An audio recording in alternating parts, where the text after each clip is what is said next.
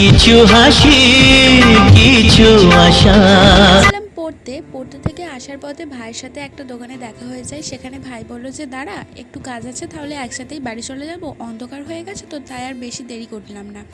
নিয়ে নিয়েছিলাম একটু মাংস, যেহেতু কাল রাতে আমাদের মাংস খাওয়ার খুব ইচ্ছা হচ্ছিল, তাই মা বললো যে ঠিক আছে তাহলে মাংস এনে নিবি। তাই জন্য মাংস নিয়ে নিয়েছিলাম। তারপরে চলে এসেছি একটা ঘুগনির দোকানে। এই ঘুগনির দোকানটা আমাদের এখানে খুব ফেমাস।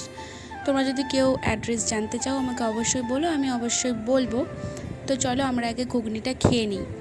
ঘুগনিটা খাওয়ার কোনো প্ল্যান ছিল না, যেহেতু ভাই খুব ঘুগনি খেতে ভালোবাসে, ওর ঘুগনি খুব ফেভারিট, আর এখান থেকে কিনলে তো আরোই, ওকে আর কে সামলায়। তারপর আমি একটু ভাইয়ের ভিডিও করছিলাম, কিন্তু আমার ভাই খুবই লজ্জা পায়, তাই আর ভিডিওতে আসতে পারলো না। আর আমি যেখানে দাঁড়িয়ে আছি এটা হচ্ছে আমাদের তেমাতার মোড়, মানে 3 মাথার মোড় যেটাকে বলা হয়। সেখানেই পুরো একদম সাইডে ঘুগনির দোকানটা বসে। তো ঘুগনিটা মোটামুটি খুব ভালোই করে, আমাদের খুব ভালো লাগে।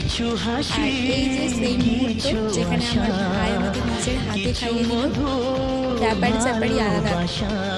নিজের ভাই আমাকে খুবই ভালোবাসে, কিন্তু মারাপেটে হয় আবার ভালোবাসে।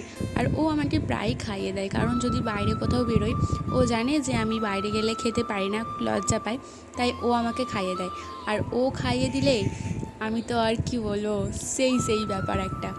তারপরে ভাই আমার হাত ধরছিল, বলছে ভিডিও করিস না, বন্ধ কর, পড়ে যাবে। তো আমাদের মোটামুটি সব কাজ করবো না, কিছু হবে না, ভিডিও তো করি, কিছু হবে না। যাচ্ছি বাড়ি যেতে যেতে রাস্তাটা না খুব অন্ধকার হয়ে যায়, কারণ আমাদের এখানে খুব একটা মানুষ বেশি রাত অবধি জাগে না। আর আমাদের বাড়ি আসতে আসতে প্রায় 8টা বেজে গিয়েছিলো।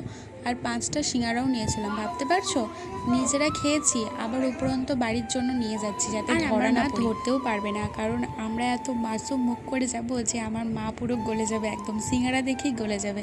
তো আমি বাড়ি চলে এসেছি। আর আজকের ব্লগটা আমি এখানেই শেষ করছি, দেখা হচ্ছে অন্য কোনো ব্লগে। তো চলো টাটা, সবাই ভালো থেকো।